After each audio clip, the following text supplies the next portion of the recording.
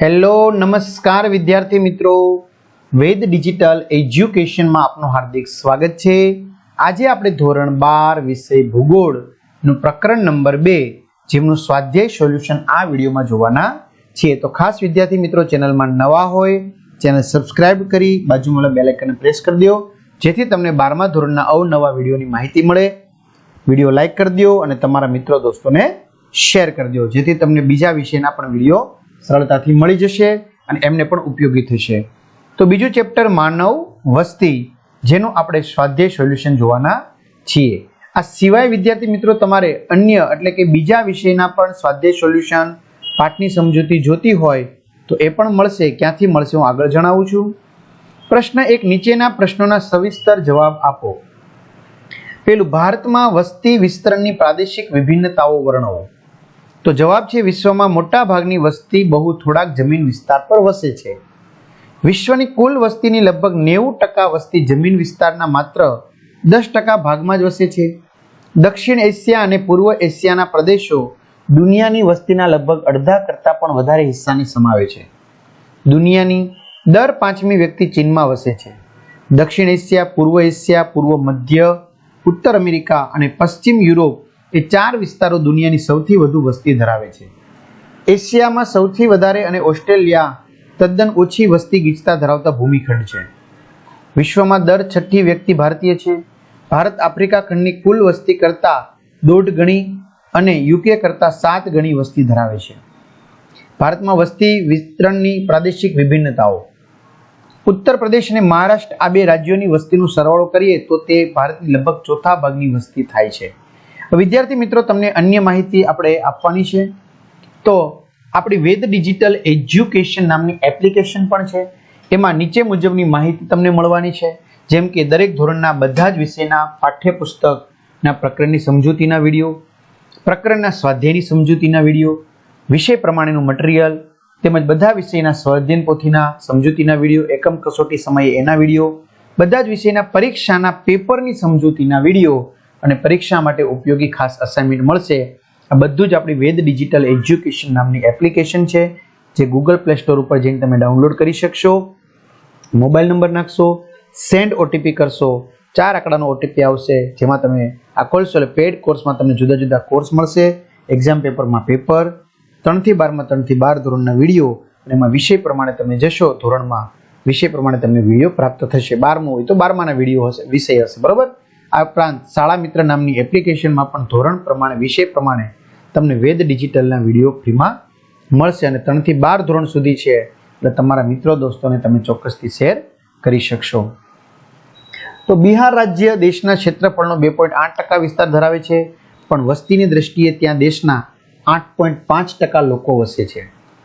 વસ્તીની દ્રષ્ટિએ દેશમાં સૌથી ઓછી વસ્તી ધરાવતું રાજ્ય સિક્કિમ છે। સૌથી ઓછી વસ્તી ધરાવતો કેન્દ્ર શાસિત પ્રદેશ લક્ષદ્વીપ છે। જમ્મુ અને કાશ્મીર, અરુણાચલ પ્રદેશ, ઉત્તરાખંડમાં વસ્તીનું પ્રમાણ તેના વિશાળ ભૌગોલિક ક્ષેત્રફળની તુલનામાં ઘણું ઓછું છે। ભારતના 11 રાજ્યો અને 6 કેન્દ્ર શાસિત પ્રદેશોમાં તેના ક્ષેત્રફળની તુલનામાં વસ્તીનું ભારણ રાષ્ટ્રીય સરેરાશથી ઊંચું છે। ક્ષેત્રફળની દ્રષ્ટિએ રાજસ્થાન અને મધ્યપ્રદેશ એ 2 મોટા રાજ્યો છે, પરંતુ તેમાં અનુક્રમે દેશની 5.6%, રાજસ્થાનમાં અને મધ્યપ્રદેશમાં 6% વસ્તી વસે છે। પાકિસ્તાન અને બાંગ્લાદેશની વસ્તી કરતાં ઉત્તર પ્રદેશ રાજ્યની વસ્તી વધારે છે। ઉત્તર પ્રદેશ, મહારાષ્ટ્ર, બિહાર અને પશ્ચિમ બંગાળ આ 4 રાજ્યોમાં દેશની કુલ વસ્તીનો ઘણો મોટો હિસ્સો વસે છે। દેશની સરેરાશ વસ્તી ગીચતા 382 છે, જ્યારે અરુણાચલ પ્રદેશમાં સૌથી ઓછી વસ્તી ગીચતા માત્ર 17 છે। વધુમાં વધુ વસ્તી ગીચતા 11,297 દિલ્હીની છે। બીજો પ્રશ્ન, વસ્તી ગીચતા પર અસર કરતા ભૌગોલિક પરિબળો ચર્ચો। વિદ્યાર્થી મિત્રો આ પ્રશ્ન પૂછાઈ ગયેલો છે। તો ભૌગોલિક પરિબળો આર્થિક પરિબળો, સામાજિક અને ધાર્મિક પરિબળો તથા રાજકીય પરિબળો અસર કરે છે। વસ્તી ગીચતા પર અસર કરતા ભૌગોલિક પરિબળો તપાસીએ। અક્ષાંશ, ભૂપૃષ્ઠ, આબોહવા, જમીન વગેરે ભૌગોલિક પરિબળો છે જે વસ્તી ગીચતા પર અસર કરે છે। એમાં પેલું અક્ષાંશ, તો ઊંચા અક્ષાંશવાળા પ્રદેશોમાં તાપમાન નીચું રહે છે, તેથી ત્યાં અતિશય ઠંડી હોવાને કારણે માનવ વસ્તી ઓછી હોય છે। અલાસ્કા અને સાઇબિરિયા તેના ઉત્તમ ઉદાહરણો છે। સમશીતોષ્ણ કટિબંધની આબોહવા માનવ જીવન માટે ખૂબ જ અનુકૂળ હોવાથી અહીં વસ્તીનું પ્રમાણ વધુ છે। ભૂપૃષ્ઠ, ઊંચાઈવાળા ક્ષેત્રો માનવ વસવાટ માટે પ્રતિકૂળ છે. અહીં સમતલ ભૂમિ, સિંચાઈની સગવડો કે પરિવહન સેવાઓનો અભાવ હોવાથી વસ્તીનું પ્રમાણ અલ્પ માત્રામાં હોય છે. ઊંચાઈવાળા ક્ષેત્રોની તુલનામાં સપાટ મેદાની પ્રદેશોમાં ખેતી, પરિવહન, ફળદ્રુપ જમીન, પાણીનો પુરવઠો વગેરે નૈસર્ગિક અનુકૂળતાઓને કારણે આવા મેદાની વિસ્તારોમાં વસ્તી ખૂબ ગીચ હોય છે. ત્રીજું છે આબોહવા. રણ પ્રદેશોની વિષમ આબોહવા, ધ્રુવ પ્રદેશોની અતિશય ઠંડી, વિષુવવૃત્તીય જંગલોની ગરમ અને ભેજવાળી આબોહવા માનવ વસવાટ માટે પ્રતિકૂળ છે. જ્યારે સમશીતોષ્ણ કટિબંધની સમઘાત આબોહવા અને મોસમી આબોહવા ધરાવતા પ્રદેશોની આબોહવા માનવ જીવન માટે અનુકૂળ હોવાથી અહીં વસ્તીનું પ્રમાણ કે ભારણ વધારે છે. ચોથું છે જમીન. રસાળ અને ફળદ્રુપ જમીનમાં વિવિધ પાકો સરળતાથી લઈ શકાય છે. અહીં કૃષિ ઉત્પાદન વિપુલ પ્રમાણમાં થાય છે. નદીઓના ખીણ પ્રદેશોની જમીન ખૂબ જ ફળદ્રુપ હોવાથી અહીં વસ્તીનું પ્રમાણ વધારે હોય છે. પ્રશ્ન 3, માનવ વિકાસ એટલે શું? તેના માપન વિશે સમજૂતી આપો. તો માનવ વિકાસ એટલે માનવની વિકાસ આકાંક્ષાઓ અને જરૂરી હોય તેવી જીવન નિર્વાહની સુવિધાઓ વિસ્તારવાની પ્રક્રિયા. માનવ વિકાસનો મુખ્ય હેતુ જીવનની ગુણવત્તાને વધારે સારી બનાવવાનો કે ઊંચે લઈ જવાનો છે. જીવનની ગુણવત્તાને ઊંચે લઈ જવા માટે ખોરાક, વસ્ત્ર અને રહેઠાણ વગેરે પાયાની જરૂરિયાતો સંતોષવી જરૂરી છે. ત્યાર પછીના ક્રમે આરોગ્ય, શિક્ષણ, મનોરંજન વગેરે સેવાઓ આવે છે. માથાદીઠ આવક વધવા માત્રથી માનવ વિકાસ થતો નથી, પણ તે આવકનો યથાર્થ ઉપયોગ કરવાની કુને વધવી જોઈએ. માનવ વિકાસ માટે સમાનતા, સ્થિરતા, ઉત્પાદકતા અને સશક્તિકરણ આ 4 બાબતો પાયારૂપ છે. રાષ્ટ્રની ઓછી વસ્તી, કુદરતી સંસાધનોની વિપુલતા, સંસાધનોના ઉપયોગની પૂરતી ક્ષમતાઓ વગેરે પરિબળો માનવ વિકાસ માટે મદદરૂપ બને છે. પ્રજાની 3 આકાંક્ષાઓ હોય છે. પહેલું, લાંબુ અને તંદુરસ્ત જીવન. બીજું, સાક્ષર અને સારસ્વત બનવું. ત્રીજું, ઉત્તમ જીવન માટેના આવશ્યક સંસાધનો અને આવક ઉપલબ્ધ કરવા. આગળ માનવ વિકાસને અમેરિકન ડોલરની ખરીદ શક્તિથી મૂલવવામાં આવે છે. સંયુક્ત રાષ્ટ્રસંઘ દ્વારા 1990 થી દર વર્ષે માનવ વિકાસનો સૂચકાંક નક્કી કરવામાં આવે છે. સૂચકાંક વર્ષ 2015માં બહાર પાડવામાં આવેલ માનવ વિકાસ અહેવાલમાં 188 દેશોનો સૂચકાંક જાહેર કરવામાં આવ્યો છે, જેમાં નોર્વે પ્રથમ ક્રમે છે. ત્યારબાદ ઓસ્ટ્રેલિયા અને સ્વિટ્ઝરલેન્ડ અનુક્રમે બીજા અને ત્રીજા સ્થાને આવે છે. માનવ વિકાસનું માપન. માનવ વિકાસના માપન માટેના 3 નિર્દેશકો છે. પહેલો, અપેક્ષિત આયુષ્ય સૂચકાંક, શિક્ષણ સૂચકાંક અને આવક સૂચકાંક. બરાબર, સૂચકાંક. પણ વિદ્યાર્થી મિત્રો એ સંધિ જોડી દીધી છે એટલે સૂચકાંક કહી શકાય. ઉપરના 3 નિર્દેશકોને આધારે ગણતરી કરી 0 થી 1 વચ્ચેના સૂચકાંકનું નિર્ધારણ કરાય છે. આ આંક દેશ વચ્ચેના માનવ વિકાસ અંતરને પ્રતિબિંબિત કરે છે. માનવ વિકાસની સંકલ્પના અને તેના માપનની પ્રવિધિ પાકિસ્તાનના અર્થશાસ્ત્રી મહબૂબ ઉલ હક અને ભારતીય મૂળના નોબેલ પારિતોષિકથી સન્માનિત અર્થશાસ્ત્રી અમર્ત્ય સેન દ્વારા વિકસાવવામાં આવી છે. પ્રશ્ન 2, નીચેના પ્રશ્નોના મુદ્દાસર ઉત્તર આપો. પેલું, વસ્તી વધારા પર અસર કરતા સામાજિક, ધાર્મિક અને રાજકીય પરિબળો ચર્ચો, જે આઈએમપી સવાલ છે. તો માનવ વસ્તી ગીચતા પર અસર કરતા પરિબળો આ પ્રમાણે છે. પેલું, ભૌગોલિક પરિબળો, આર્થિક પરિબળો, સામાજિક ધાર્મિક પરિબળો અને રાજકીય પરિબળો. સામાજિક ધાર્મિક પરિબળોમાં સામાજિક રિવાજો, સંયુક્ત પરિવાર, બહુપત્ની પ્રથા વગેરે વસ્તી ગીચતા પર અસર કરે છે. ધાર્મિક કારણોથી તો પણ કેટલાક માનવ સમુદાયો એક પ્રદેશને છોડી બીજા પ્રદેશમાં સ્થળાંતર કરે છે, તેની પણ વસ્તી ગીચતા પર અસર થાય છે.